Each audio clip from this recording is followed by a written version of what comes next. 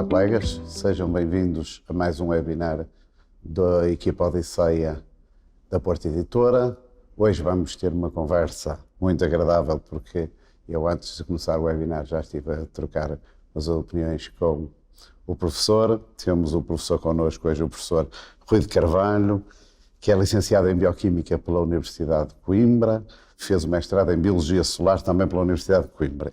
Depois de concluir o mestrado, rumou à América, onde fez todo o seu trabalho de investigação para a sua tese de doutoramento na Universidade do Texas, na Escola Médica de Southwestern, no Departamento de Radiologia. É professor de Bioquímica da Universidade de Coimbra, é professor associado com agregação e no Departamento de Ciências da Vida da Faculdade de Ciências e Tecnologia da Universidade de Coimbra, é o investigador principal no Laboratório Associado para a Química Verde, Tecnologias e Processos Limpos, Requinte, é investigador principal convidado do Departamento de Reumatologia da Faculdade de Medicina da Universidade de Heidelberg, na Alemanha, tem muitos trabalhos e muitos artigos científicos publicados e muitas obras. Professor, muito obrigado por ter acedido ao nosso convite. É para nós um gosto estar consigo. Sei que o professor faz investigação na área do metabolismo. Eu gostava que o professor nos começasse por elucidar o que é isso de metabolismo, que conceito é este e porque é que alguém que fez bioquímica se interessa tanto pelo metabolismo. Então, indo às origens, o que nós somos no futuro académico normalmente refere-se à influência que a gente teve no nosso percurso de licenciatura. E eu costumo dizer isto muito largamente às pessoas, que é, ou eu tive essencialmente um professor no meu curso de licenciatura em Bioquímica. Esse professor dá para o nome de Vítor Madeira, que era o professor de Bioquímica 2, vulgo Bioquímica do Metabolismo. Pela sua excentricidade, pela dificuldade que impunha nos temas, mas também pela jovialidade com que ele interrompia uma aula às 9h30 da manhã, ou às 9h15, e colocava uma música a tocar. Música essa que podia ser desde um fado da Amália, quando era para falar dos fados do Piruvato, mas também podia ser, de facto, uma música clássica, Tchaikovsky e companhia, dependendo do tema metabólico que ele estava a dar. E aquilo inseria-se. Eu, não sendo um apreciador na altura de música, efetivamente via que aquilo tocava no assunto. Bom, metabolismo é uma coisa que, efetivamente, se formos ver, data do início da bioquímica em si, portanto, dá o cunho à bioquímica, propriamente dita, química da vida. E para quem se interessa por esta temática e lê os clássicos, efetivamente, metabólicos, os indivíduos que tiveram na sua origem, quase todos eles com prémios Nobel, efetivamente há uma via metabólica que, tendo-se iniciado o seu conhecimento há uns séculos atrás, acabou por ser culminada ali nos anos 50, 60. E tem piada que o sítio onde eu trabalho hoje é um edifício, lá na Alemanha, naquela cooperação que tenho com a Alemanha, é um edifício que dá pelo nome de Emden Meyerhoff, que é exatamente o indivíduo que recebeu o Prémio Nobel pelos últimos desenvolvimentos no âmbito da glicólise. Bom, a glicólise é uma via metabólica fulcral e central, em termos metabólicos, e a razão para isso é que praticamente dela tudo deriva. Portanto, mais assume protagonismo metabólico em um conjunto de situações, desde as mais básicas, como seja numa gestão estaminal não diferenciada, em que é, de longe, a via metabólica mais usada, para uma célula tumoral, em que também recorre quase em exclusivo a essa via metabólica para a bioenergia, retendo dessa forma blocos de carbono para todos os processos biosintéticos a ela associada. E também porque, efetivamente, tem, em termos cinéticos, uma escala temporal nada similar a todas as outras, particularmente o ciclo de Krebs. E, portanto, quando o vulgo bioenergético se diz uma glicólise dá 2 ATPs, mas uma oxidação completa dá 30 ou 32, dependendo do tecido, o conhecimento reinante, até há muito pouco tempo atrás, era: então eu tenho vantagem a ir para um metabolismo que me dê 30 a 32 e não os 2 ATPs. Isso teria razão de ser se não tivéssemos a tal componente cinética, que é, enquanto todo o processo glicolítico, que ocorre sequencialmente por um conjunto de 10 etapas, ocorre na escala de microsegundos pela organização enzimática em si, o processo de ciclo de Krebs, que já implica a passagem do substrato, do produto dessa via glicolítica para a mitocôndria. E depois aí, a produção de todo um conjunto de grandes produtores, a sua cedência à cadeia de transferência eletrónica e a síntese da ATP em si, isso pode levar minutos, segundos a minutos. Portanto, estamos a falar de uma escala temporal de ordens de magnitude diferentes. E é por isso que, por exemplo, células do estilo staminal ou, particularmente, tumoral, têm uma vantagem competitiva por adotar uma via glicolítica para o seu metabolismo e não uma via de oxidação completa. Portanto, aquele conjunto de etapas na via glicolítica tem depois também vias que a interceptam, que são vias, portanto, perpendiculares a esta, que permitem todo um conjunto de biossíntese e colaboram também na biossíntese. Uma das mais conhecidas é a via das pentose-fosfato, que sintetiza riboses, as chamadas pentose-fosfato, que são fulcrais para a duplicação do material genético, portanto, para a síntese de nucleotídeos. Mas também para a síntese de quê? De NADPH equivalentes produtores para todo o processo biosintético que envolve transformação de nutrientes mais oxidados em nutrientes mais reduzidos, como seja, por exemplo, a síntese de lípidos. Quando nós acumulamos triglicerídeos no nosso organismo, nos nossos adipócitos, acumulamos porque temos fontes de NADPH e temos também fontes de acetil-CoA, que são os blocos construtores para estas biossínteses. Mas não é só isto. Temos depois também uma coisa mais recente que se fala, que é o chamado metabolismo de um carbono. O que é este metabolismo de um carbono? Há reações no nosso organismo, e que incidem depois na dita epigenética, que envolvem efetivamente cedência de blocos de um carbono. E, portanto, numa determinada região da glicólise, há a cedência de um desses intermediários para depois levar à síntese de outros intermediários que vão facultar mais tarde processos, por exemplo, de metilação do ADN. E a metilação da ADN interfere depois na forma como esse ADN é lido, é transcrito. Portanto, em suma, está tudo interligado. Quando passamos para o ciclo de Krebs, efetivamente, numa situação tumoral, não temos um bom acoplamento entre a via glicolítica e o ciclo de Krebs, mas quando estamos numa célula somática, numa célula normal, esse acoplamento é eficaz. E só se tende para um metabolismo mais láctico, portanto, fermentação láctica, na ausência de O2, numa célula normal. Numa célula tumoral, produz-se lactato em altas velocidades, independentemente da quantidade de O2 que tenha presente. Porquê? Porque depois os blocos de carbono que resultam destas rupturas moleculares não são totalmente perdidos na forma de CO2, que é o que acontece quando se faz a oxidação completa, e, portanto, o CO2 seria libertado pelo processo respiratório, mas ficam nos tecidos, nas células, para serem utilizados como blocos sintéticos, biosintéticos. O ciclo de Krebs é a via que se segue, não é? É uma via que se segue, que é fulcral para, de facto, retirar o máximo de energia dos nutrientes, mas é também referida frequentemente como uma via anfibólica.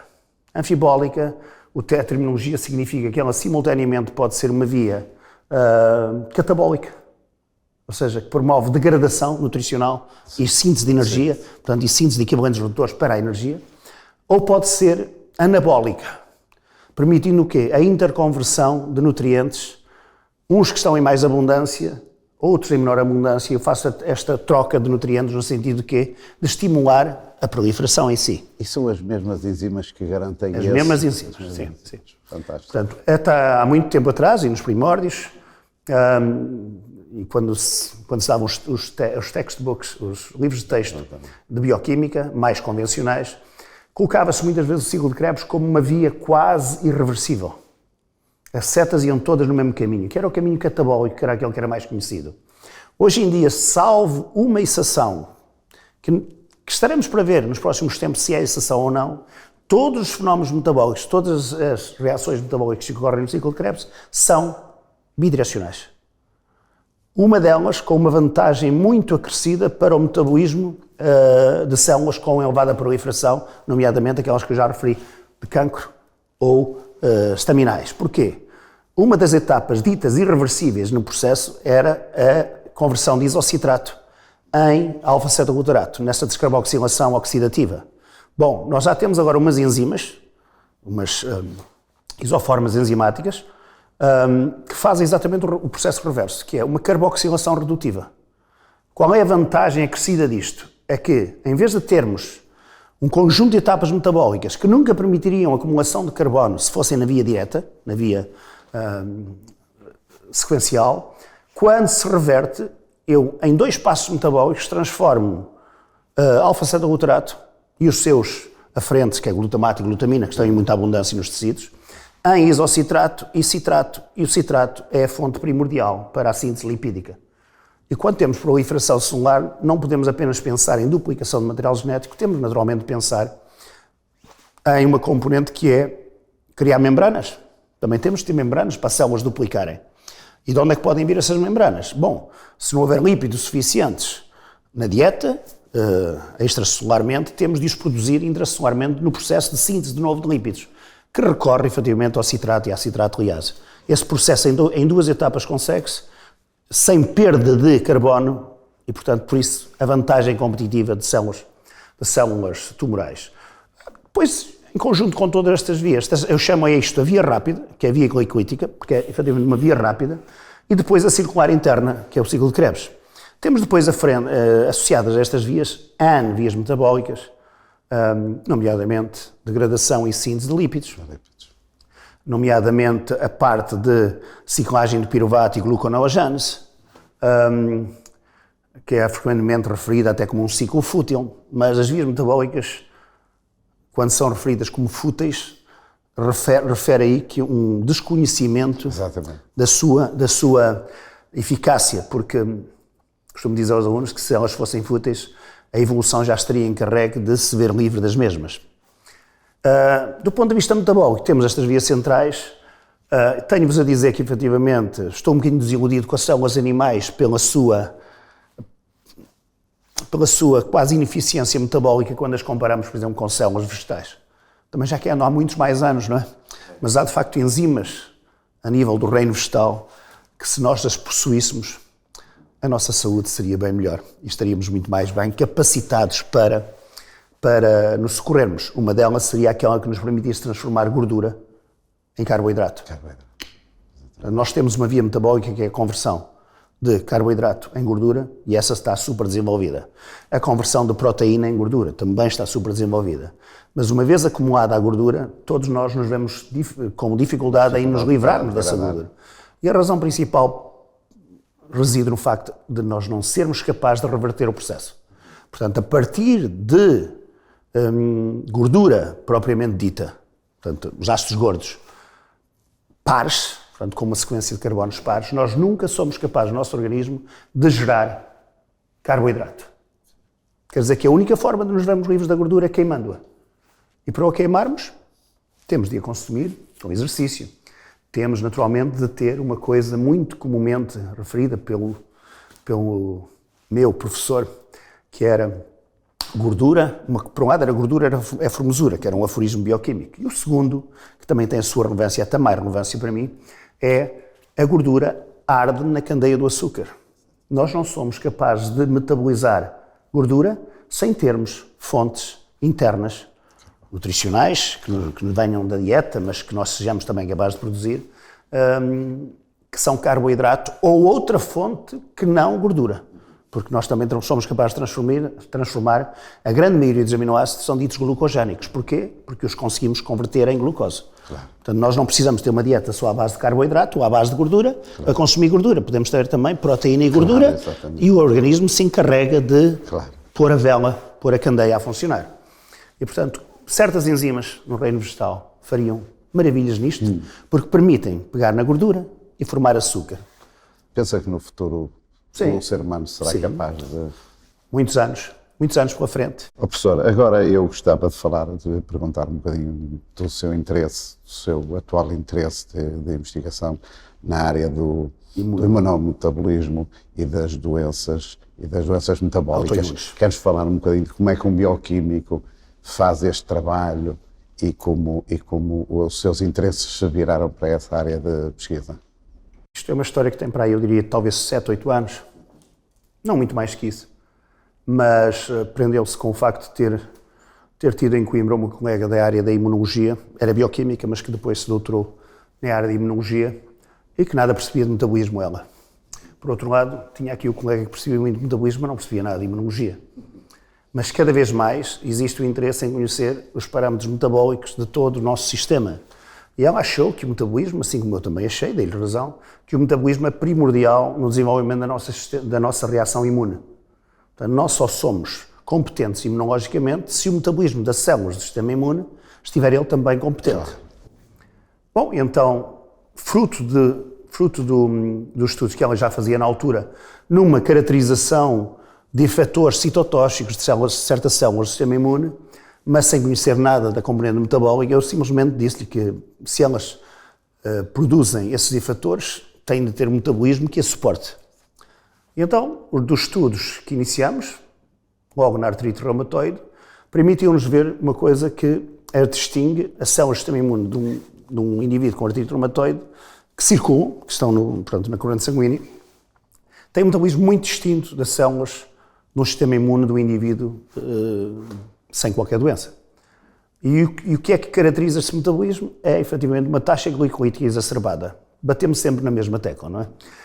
Ou seja, a célula do sistema imune, neste caso eram células CD8, citotóxicas, células TCD8, tinha uma elevada atividade glicolítica, mesmo em situações de ausência de estímulo.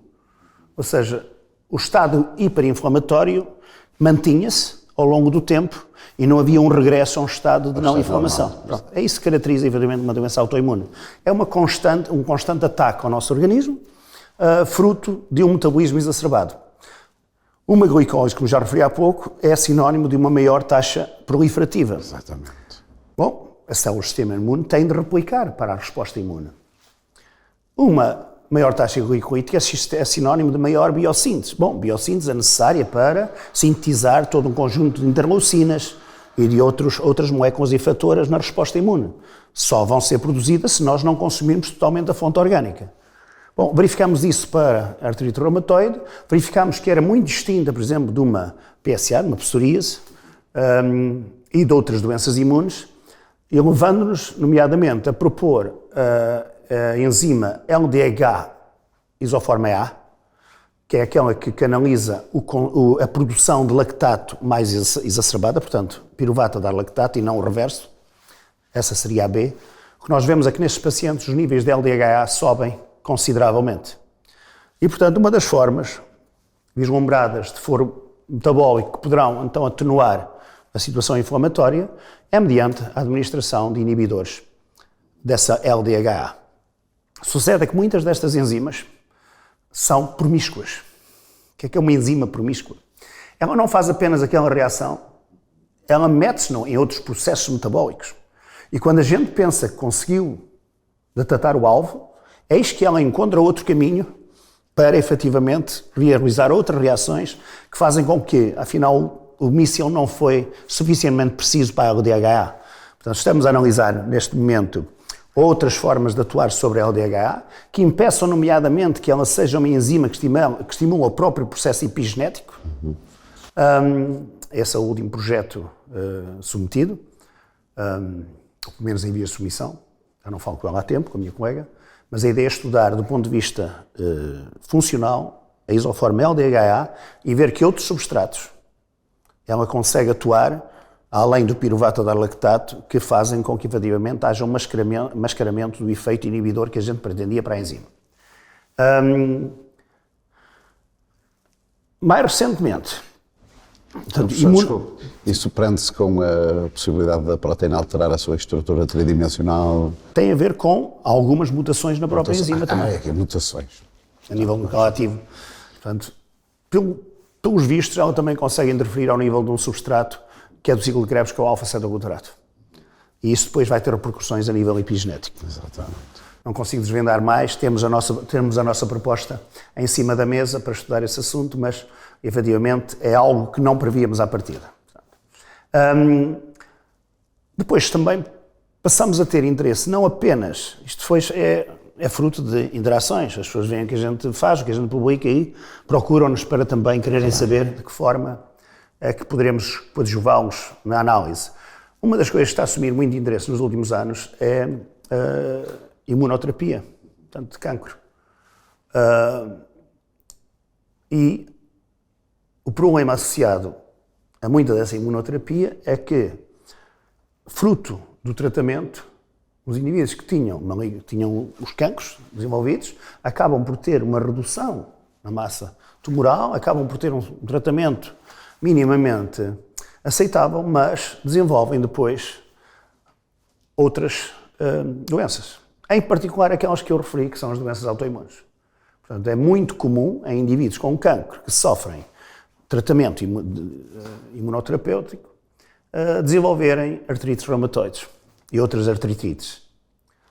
Então, um dos últimos estudos que publicamos recentemente prende-se com isso, que é detectar quais dos indivíduos com cancro, perante o seu fenótipo metabólico, têm probabilidade de desenvolver ou não artrite reumatoide e outras artritides. E vimos que uma percentagem significativa não desenvolve isso. E não desenvolve isso fruto de um fenótipo metabólico muito característico. Portanto, nós somos, à partida, capazes de, mediante uma análise de plasma, dizer se aquele indivíduo pode ser sujeito ao tratamento imunoterapêutico em questão ou deve ser evitado sob pena de desenvolver estas doenças fruto do tratamento.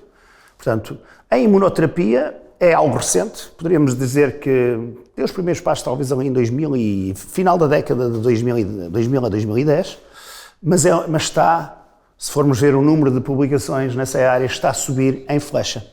E é uma área de muito protagonismo. Só para terem ideia, as revistas em que a gente publica nos últimos 2 anos subiram para aí um impacto em cerca de 5, 10 pontos, o que é uma coisa massiva.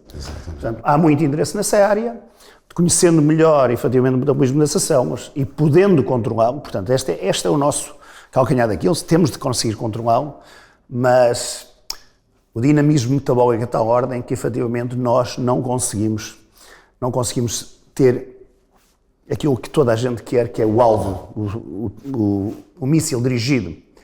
Isso aplica-se a isto e aplica-se a campos que vocês também ouvem falar certamente de terapia génica, não é? Na década de 90, quando se descobriu o genoma, achava que depois de descobrir o genoma já não haveria doenças e tudo seria sabido. Meu caro, não acontece. Terapia génica, como conceito é fantástico, na prática, teremos de esperar para ver os seus resultados. Professor, o nosso tempo voa.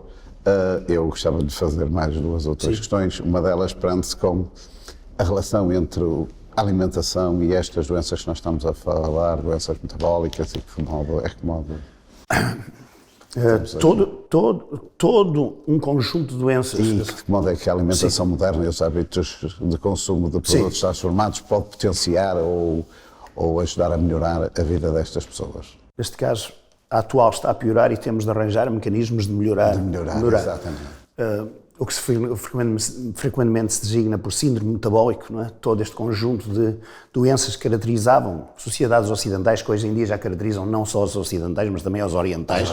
Os níveis de vida estão alterados e, portanto, é uma coisa que já é quase global, essas doenças associadas ao síndrome metabólico, mas na prática, e dito muito resumidamente, excesso calórico é muito prejudicial.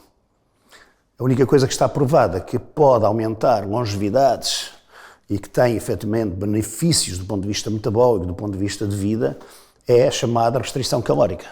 Não é por acaso que é cada vez mais advogada aquela coisa dos jejuns. Bom, restrição calórica, pelo facto de baixar as taxas metabólicas do nosso organismo, fomenta uma menor produção de equivalentes redutores, isto dito de forma simples, e leva a que, efetivamente, os outputs metabólicos sejam mais condignos com um maior tempo de vida. Como é que nós podemos fazer? Bom, podemos, primeiro que tudo, reduzir as calorias ingeridas.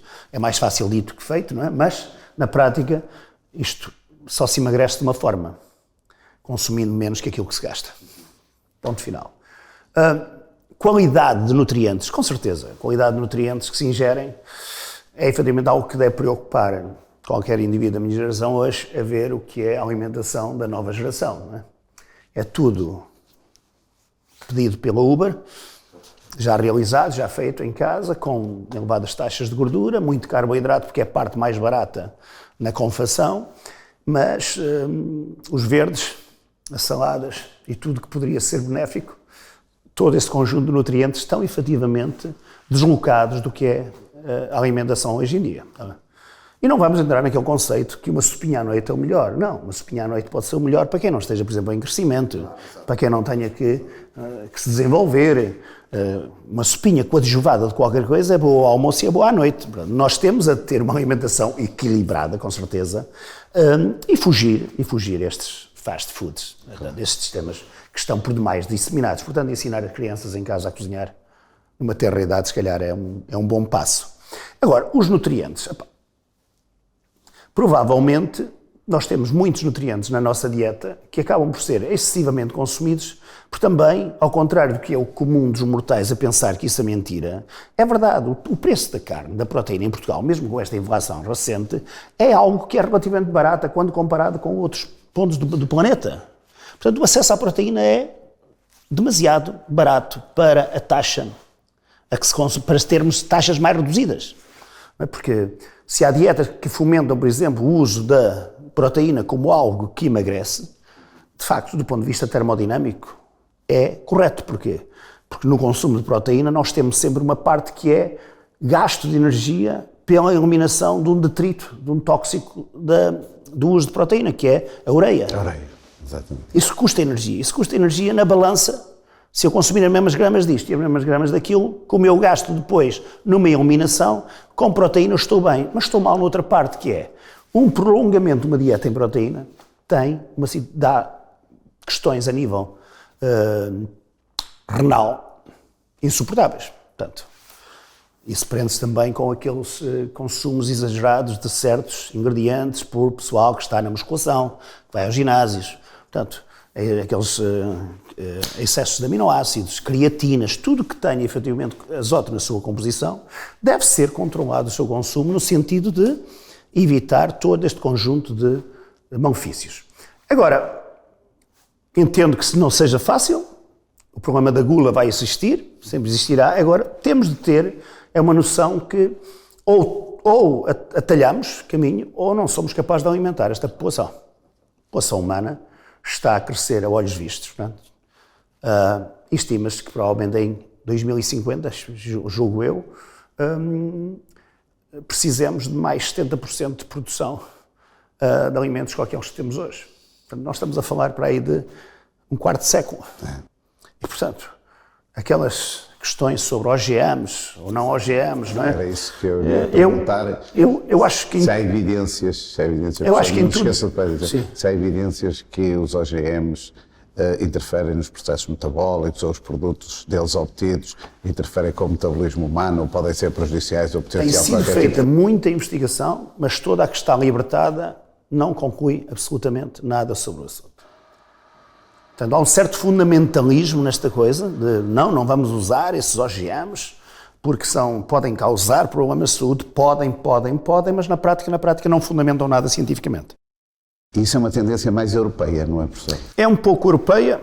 Se formos ver, Espanha e Portugal até são dos países que mais usam OGMs, particularmente o milho, mas também, no caso de Espanha, acho que o algodão.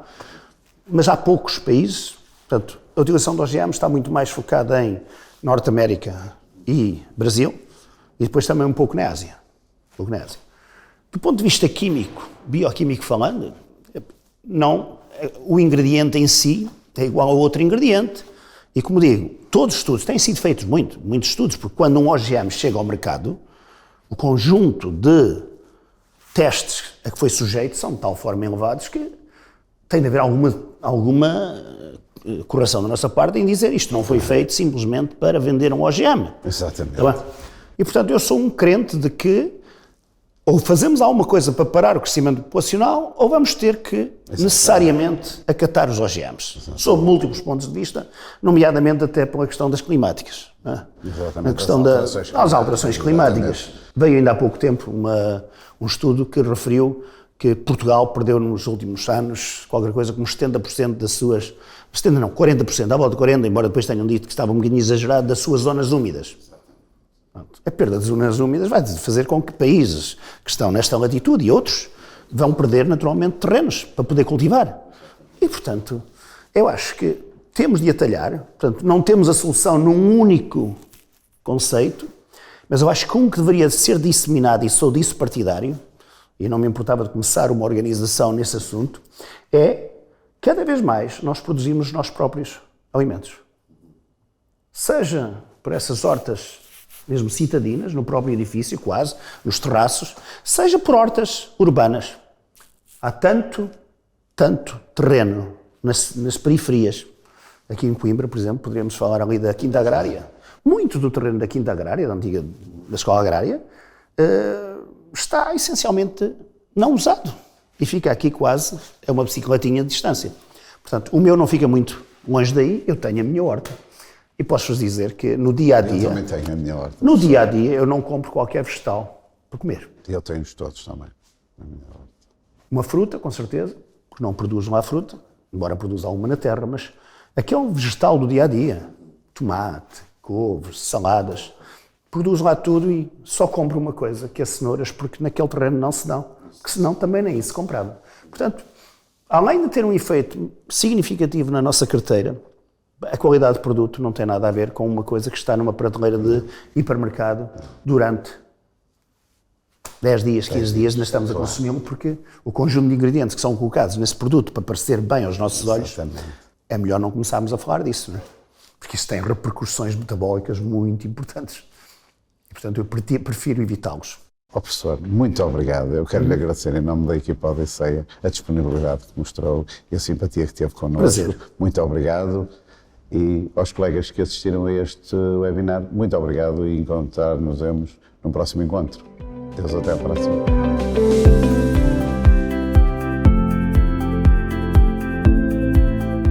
Olá novamente, caros colegas, bem-vindos. Hoje, para acabarmos com este ciclo do webinar, estamos no ICBAS, no Instituto de Ciências Biomédicas Abel Salazar, da Universidade do Porto, para falarmos um pouco com o professor Bordalo Issá. O professor Bordalo é professor associado de Ecologia, Microbiologia e Saúde Tropical no ICBAS.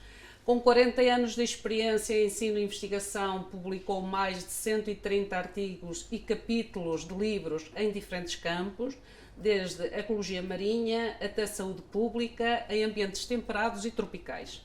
Tem experiência de ensino, principalmente no âmbito do Erasmus em diversas universidades europeias, Ásia Central e Sudoeste. Atualmente é membro titular do Comitê do ICBAS, One Health, diretor do Departamento de Estudos Populacionais, diretor da Licenciatura em Ciências do Meio Aquático e do Programa Doutoral em Ciências do Meio Aquático, Biologia e Ecologia. Muito obrigada, professor, por ter acedido a participar neste webinar sobre poluição, nomeadamente a poluição em geral, mas sobre a poluição da água em particular. E podemos começar mesmo por aí. O que é que se entende por poluição e quando é que se pode dizer que um curso de água está poluído? Pois, essa pergunta é uma pergunta curta, mas de difícil resposta. Tanto mais que há muita confusão, porque se confunde o que é poluição e o que é contaminação. Era exatamente isso que eu ia perguntar a seguir. Ora, contaminação, quando é que nós podemos dizer que uma água está contaminada? É quando tem substâncias que não deviam estar lá, ou quando estão numa concentração superior àquela que é aceitável. Vamos a um exemplo. Um copo de água. Todos nós bebemos água. E uns bebem água da torneira, outros bebem água engarrafada e outros vão à fonte porque tradicionalmente acham que a água tem melhor sabor. Na minha aldeia, atrás dos montes, ainda se faz isso, ainda se vai à fonte. Mas muitas vezes há um risco associado. Porque, por exemplo, se essa água tiver, em termos de nitratos, sob a forma de NO3, mais de 50 miligramas, essa água está imprópria para consumo. Essa água significa que está contaminada com nitratos. E, habitualmente, de onde é que vêm os nitratos, especialmente nas zonas rurais? Vêm exatamente dos fertilizantes aplicados na agricultura, usados na agricultura.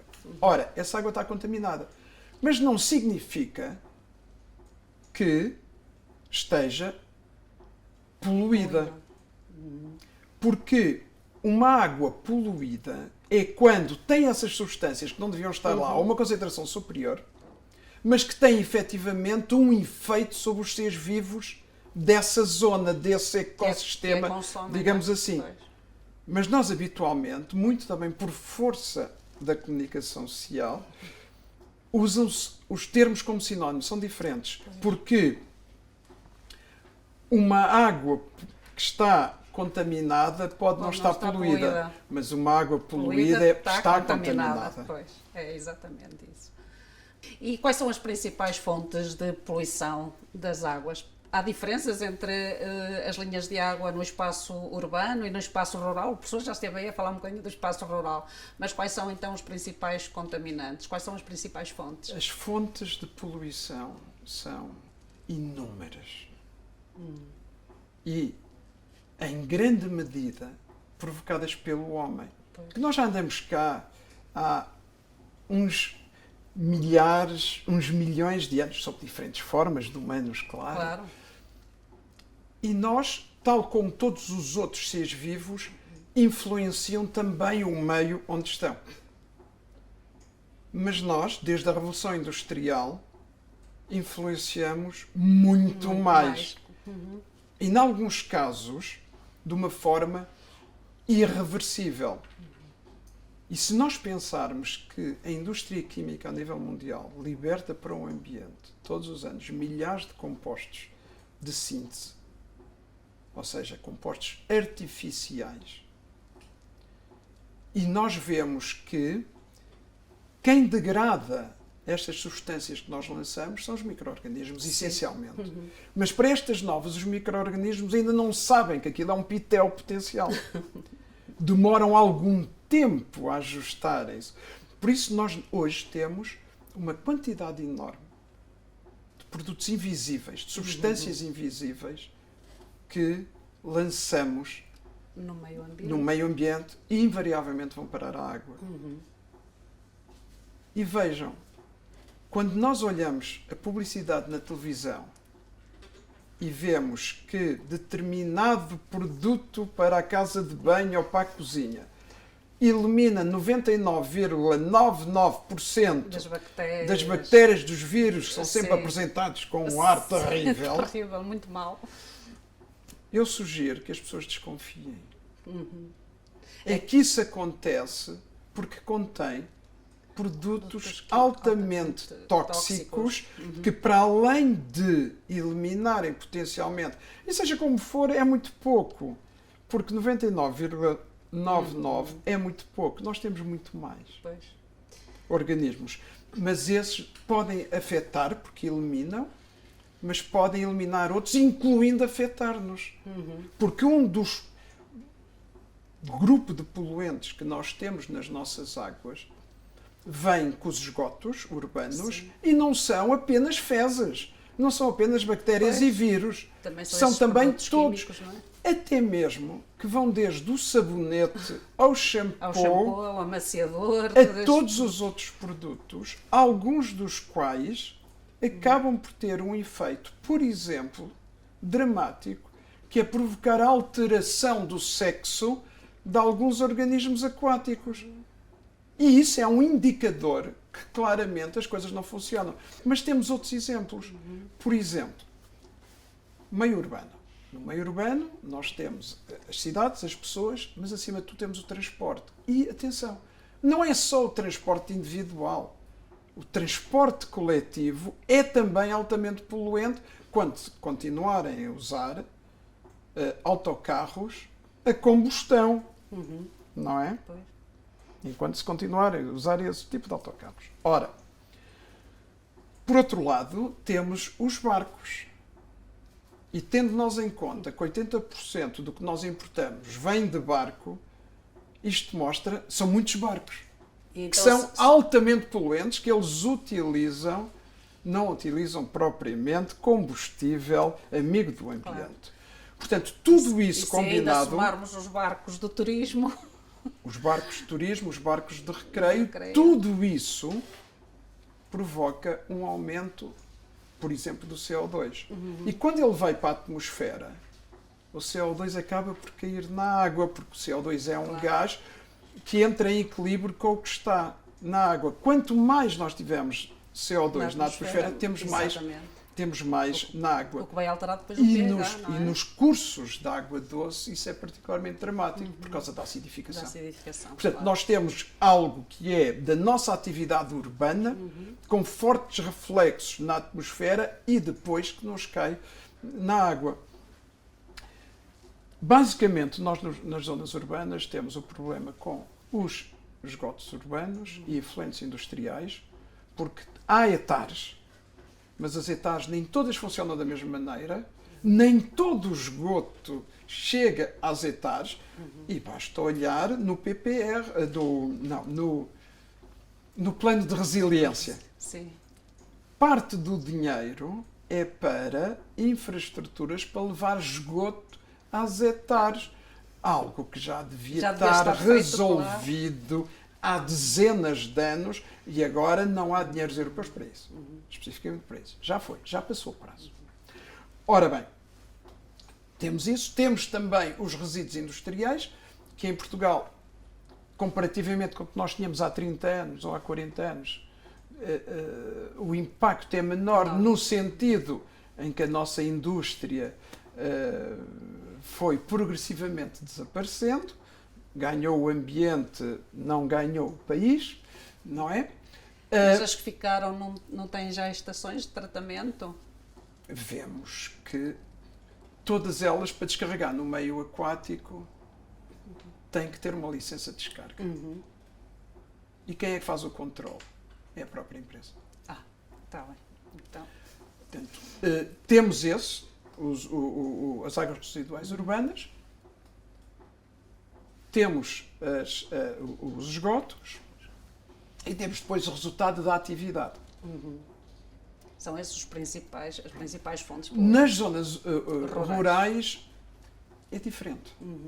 Nós temos, especialmente no interior do país, está desertificado, temos muito menos atividade industrial, temos muito menos atividade de transporte, mas temos ainda alguma agricultura, seja ela a de subsistência, seja ela a mais ou menos industrializada e com produção que não está nem no nosso imaginário nem na nossa experiência. Por exemplo, produzir abacates neste momento no Algarve, do meu ponto de vista, não faz sentido nenhum, porque nós não temos o hábito de comer o abacate, e o abacate é algo que necessita de muita água. Muita água, pois. Ora, e a agricultura o que é que traz? A Traz os agricultura fertilizantes também, não é? traz Pesticidas. toda a agroquímica que dividimos em dois grupos, os fertilizantes e os pesticidas, com o agravante de que em certas zonas do país surgiram novos pesticidas, nomeadamente naquelas zonas em que se planta com sementes transgénicas, que tem um relógio, chamemos assim, em que essa semente é resistente a um determinado herbicida, mas as outras plantas não são. Portanto, aplica-se o herbicida e elimina tudo que não seja aquela planta. Essa cultura. Essa cultura, pois. Mas ela tem um relógio. Só dá uma geração. Isso significa que no ano seguinte é preciso comprar novamente novas sementes. Quando a nossa tradição, a nossa e em muitos sítios, era o agricultor guardava um lotezinho de semente, especialmente daquelas plantas que nasceram mais robustas, e essa experiência milenar funciona ainda. Era isso que o meu avô fazia, que ele era agricultor. Não é? E guardava para plantar. Para plantar depois no ano seguinte, as sementes do tomate. Agora, legalmente, nem isso é possível por ordens de Bruxelas, porque, ao fim e ao cabo, quem é que ganha com isto tudo? As grandes produtores de sementes que não são portugueses. Claro. São de um determinado país da Europa Central. Não é? Portanto, aí temos isso. Mas, portanto, nós temos condições diferentes de poluição. Mas a poluição urbana, nas zonas rurais, também acontece, com agravante, em que uma grande parte das nossas aldeias Não tem esgotos, tem, não tem menos de 1000 habitantes E não e não são obrigadas a ter etar. Pois Mesmo não. que ela não funcione, não precisam de ter etar. Mas, E há muitas casas sem esgoto, Sim. ligado à rede pública. sem não é? dúvida, aí tem as suas Sim, fossas, tem as tudo suas isso fossas que céticas. depois contaminam os poços Sim. as pessoas utilizam, sempre utilizaram essa água, acham que é muito docinha, Muito é muito boa. boa. Pronto. Mas aí, nas zonas rurais, também temos uma outra fonte de poluição, que é ligada à agropecuária. Pois. E, especialmente, ao gado bovino e, em certas zonas, Aos aviários. às produção de porcos. Ai, de porcos ou suínos. Portanto, tudo isso produz estrume ou churume. Aqui na zona norte usa-se muito churume, que é a parte líquida das vacas, não é? A Sim, mistura de dos fezes, palha e das camas e a urina. E usam isso para fertilizar Os campos. E alguns até vão às tais fossas e utilizam isso para fertilizar também os campos. Mas isso até é capaz de ser perigoso, não é? Por O causa que é que acontece? da E. E coli. o que é que acontece? Com esta imprevisibilidade que nós temos aqui do tempo, não é? Da meteorologia, muitas vezes faço estas aplicações e vem uma forte chuvada. Arrasta tudo isso para a linha de água mais próxima. E, em última análise, vai parar ao oceano. E, para além disso, temos depois a questão dos adubos, que continuam a ser utilizados. E a experiência que eu tenho é que, mesmo com a intervenção dos técnicos altamente qualificados do Ministério da Agricultura, há muitos agricultores que não acreditam nas instruções que os técnicos dão. E então fertilizam, gastando dinheiro, mas acham que assim as plantas crescem melhor. E nós temos uma forte contaminação em certas zonas de Portugal, especialmente no norte costeiro, uma contaminação com nitratos. Mas agora cada agricultor já tem umas normas a nível da Comunidade Europeia que tem que só aplicar uma determinada quantidade de produto. Já fizeram até exames para saber aplicar o produto. Não fizeram cursos porque, Fizeram porque se querem receber subsídios, Sim. têm que ter esses cursos. Uma coisa é a teoria, a prática não é necessariamente Pois a não, mesma. pois não. Mas já há um maior controle a nível de utilização desses produtos, Sim, mas se efetivamente, desses fertilizantes e desses se pesticidas. efetivamente, no caso dos fertilizantes, um excesso de nitrato, por exemplo, um excesso de nitrato, de pouco serve. Porque tem que haver uma outra componente, que é o fósforo, os fosfatos. E se não houver esse equilíbrio, a planta não vai conseguir utilizar o nitrato. O nitrato. E quanto aos POP, professor, aos poluentes orgânicos persistentes também são encontrados? Essa é outra tragédia. Isto são produtos artificiais, todos eles. Produtos de síntese. E que, apesar de estarem fortemente restringidos na União Europeia, mas há mais mundo para além da União Europeia neste mundo. E, por exemplo, não tem só aplicação industrial ou aplicação agrícola. Também tem aplicação militar. E disto pouco se fala. Não convém. Estamos a falar, por exemplo, de algo terrível, que são os Os PCBs. PCBs. Que eram muito utilizados até há uns tempos atrás nos transformadores, aqueles transformadores que nós vemos nos postes de média tensão, que até fazem um zumbido estranho. Pois. Esses contêm PCB. E se na União Europeia isso já não é permitido, em muitas partes deste mundo, eles são. Claro. Continuam a ser utilizados, porque isto é tudo muito bonito, a sustentabilidade, mas a sustentabilidade tem que ser sustentável. E para ser sustentável, tem que haver verbas disponíveis. E se a alternativa a isso são produtos mais caros, quem não pode, e estou a falar em termos de países, Sim. quem não continua pode, não compra. a socorrer-se do que tinha até antes. então. O outro produto, o outro orgânico persistente São as- é o DDT. Porque esse é outro segredo. Mas Muito dizem que já mal. acabou a utilização Nos anos do 70, DDT. Portugal foi pioneiro nisso na Pois. Europa. Foi dos Pois primeiros. foi. Mas ainda há DDT que aparece por aí. Então, Feito num determinado país longínquo. E posso dar um exemplo da minha investigação já há alguns anos na Tailândia, que é um país de arrozais e é um país com certas zonas de malária, em que o Ministério da Agricultura permitia a aplicação de DDT nos arrozais. E o Ministério da Saúde proibia. Os agricultores utilizavam na mesma. claro.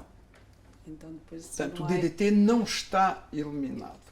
Com a agravante, o DDT transforma-se na água, e concretamente no mar. E passa a chamar-se DDD. E em termos de toxicológicos, ele é muito mais perigoso que o original. E os estudos que têm sido feitos aqui no nosso mar costeiro Detectam ou não? detectam o DDD, menos DDT, mas mais DDD, e em Portugal as águas do nosso Oceano Atlântico Norte contêm mais do que o do Sul. E faz todo o sentido, porque os rios entre a Foz do Douro e a Foz do Minho descarregam 68% da água que chega ao mar português. Portanto, e faz sentido, são zonas altamente agrícolas. Claro. Convém não esquecer que o Val do Douro está aqui e se há 50 anos ainda se usava fortemente, ele ainda não persiste, desapareceu. E, acima de tudo, acumula-se ao longo da cadeia trófica. E esse é um grande problema, problema da dos bioacumulação, não é? persistentes, Persistente. dos poluentes orgânicos persistentes. Por fim, ainda para terminar, os POPs. Temos as dioxinas. As dioxinas, sim. E as dioxinas não só são utilizadas como arma, ou foram utilizadas, arma de guerra, por exemplo, no Vietnã, aquele chamado o agente laranja, para desflorestar toda aquela floresta tropical. Para os americanos conseguirem penetrar. Não é? E ainda hoje é terrível nessas vastas zonas do Vietnã e do Camboja. São áreas onde são milhares de hectares onde não cresce Não uma cresce. árvore. Não é? O efeito que isso tem hoje nas pessoas Ainda é devastador. ainda continuam a nascer crianças nestes países com deformações que acabam por morrer, fruto da contaminação, não dos pais, mas dos avós, Pois, que o passaram para os filhos, e dos filhos, e agora filhos para os para os recém-nascidos.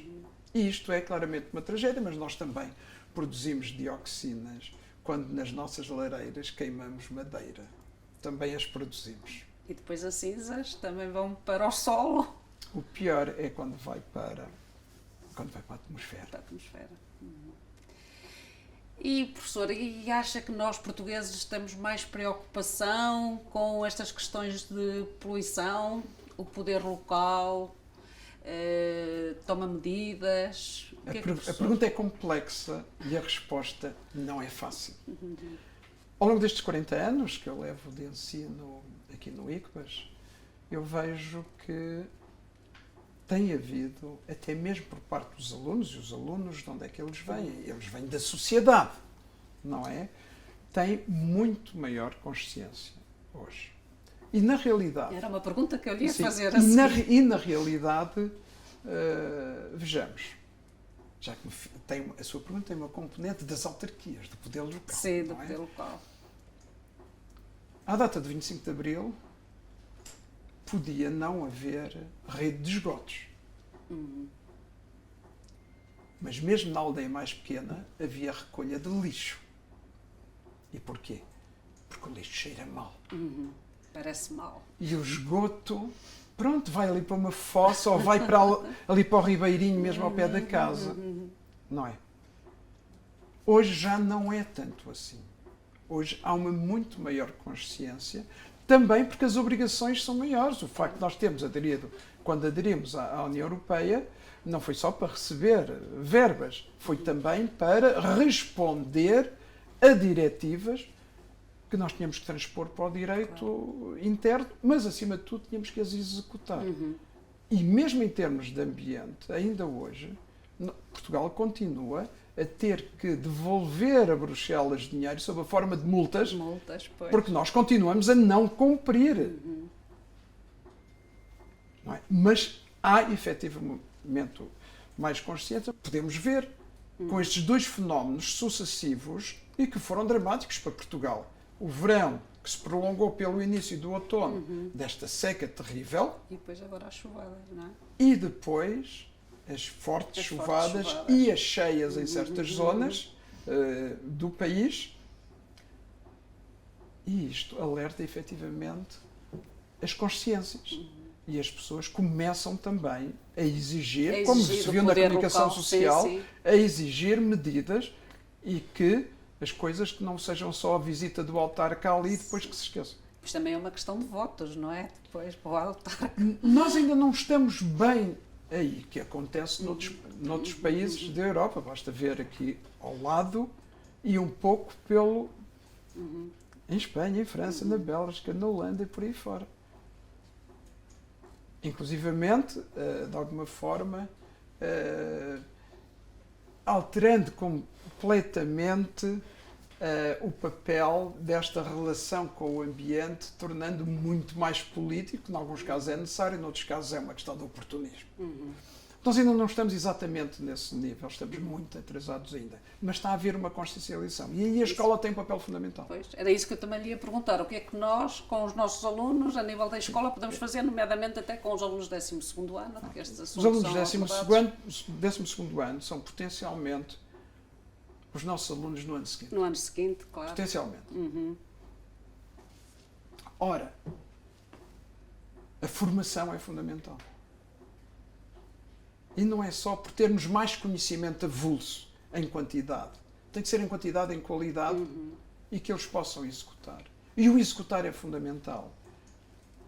Eu advogo a saída, na medida do possível, dos alunos da sala de aulas.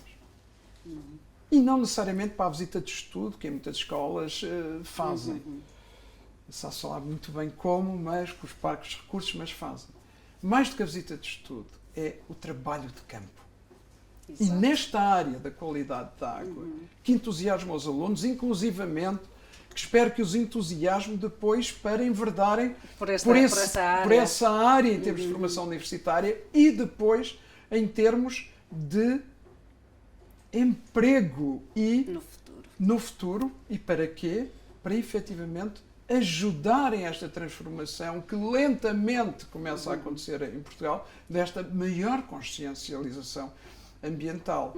E este trabalho no terreno, aquilo que eu em inglês costumo chamar de hands-on, meter a mão na água, se não houver luvas, paciência, desde que depois as desinfetem, não é? É extremamente importante e coisas muito simples. Se numa escola está situado numa zona onde há um ribeiro, pelo menos durante parte do ano esse ribeiro tem água, não é? Se usarem, por exemplo, um aparelho como este, muito simples, que mede 3 parâmetros, mede a temperatura, mede a condutividade, portanto a condutividade é uma medida dos sais que lá estão, e mede o pH com 3 parâmetros. Ao longo do ano, letivo, já se no pode fim fazer um do bom ano, estudo. vai-se ter ali um acervo de informação em que se vêem as dinâmicas e os alunos aí têm, de certeza, muito mais receptividade do que estar a ver um gráfico no livro ou numa ficha ou no que não lhes diz nada. Ali não, eles retiraram. isto. E no 12º ano isto até se adequa porque os alunos nesta disciplina não têm exame nacional e por isso podem investir mais neste tipo de trabalho. E há não é? também pequenos kits químicos portáteis que permitem fazer 10, 12, até uma vintena de parâmetros. E com esta água, certamente, porque as águas não estão propriamente puras, estas águas de superfície, era possível também ver parâmetros-chave como nitratos, o íon amónio e por aí fora. E isto seria muito interessante ver, por exemplo, quando chove, Quais são os quando valores? não chove, Comparar depois não é? com os períodos de seca. e aí pode-se ver imediatamente, por exemplo, os nitratos e o íon amónio, logo ali, depois de uma forte chuvada. Vê-se, por exemplo, a condutividade a diminuir depois de uma forte chuvada. Claro. E, acima de tudo, o pH é muito interessante. Ver, por exemplo, medir o pH logo ao início da manhã, às 8 da manhã, que temos a noite toda, e o pH meio-dia, 1 da tarde, e um pH Ao fim do às dia. 6, 7 da noite, isto na altura em que o dia tem luz, não é? E isso poderia ser uma aula inteira de se tentar perceber porque é que há variações. Porque é que o pH é mais baixo às 8 da manhã? Porque é que ele sobe imenso à 1 da tarde? E porque é que às 7 da tarde está ali no valor intermédio destes dois? Porque isso tem a ver com a fotossíntese, tem a ver com a atividade das algas e das plantas que Super bordejam. interessante. Portanto, há uma míriade De trabalhos que se de podem trabalhos fazer. que se podem fazer com alguma verba. Os docentes estão disponíveis Sim, e disponíveis. os nós estamos. alunos certamente estão entusiasmados, Sim, que eu sim. vejo pelos meus Sim, que tenho aqui. claro.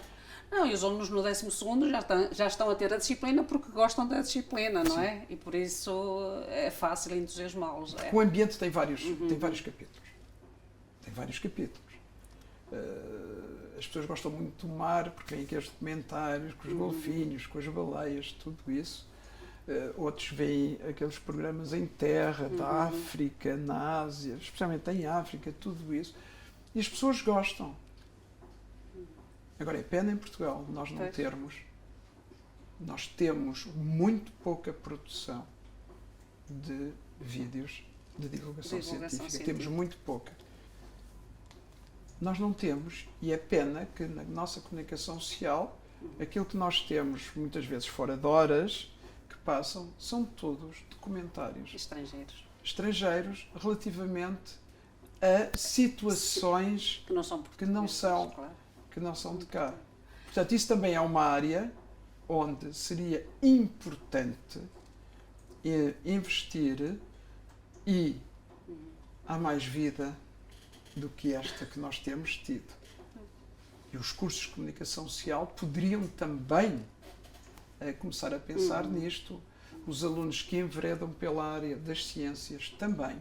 Portanto, temos tudo em aberto neste país para melhorarmos a massa crítica e passar da massa crítica para ações concretas. Olha, professor, de certeza que haveria muito mais para nós falarmos, mas já chegou ao fim o nosso tempo, passou-se num instantinho. Agradeço-lhe imenso ter participado neste webinar e de certeza que nós vamos ficar mais elucidados, nós professores ficamos mais elucidados, e até nos deu aqui umas sugestões de trabalhos que nós podemos realizar. Muito obrigada. O prazer foi todo meu. E nós ficamos por aqui, até uma próxima oportunidade.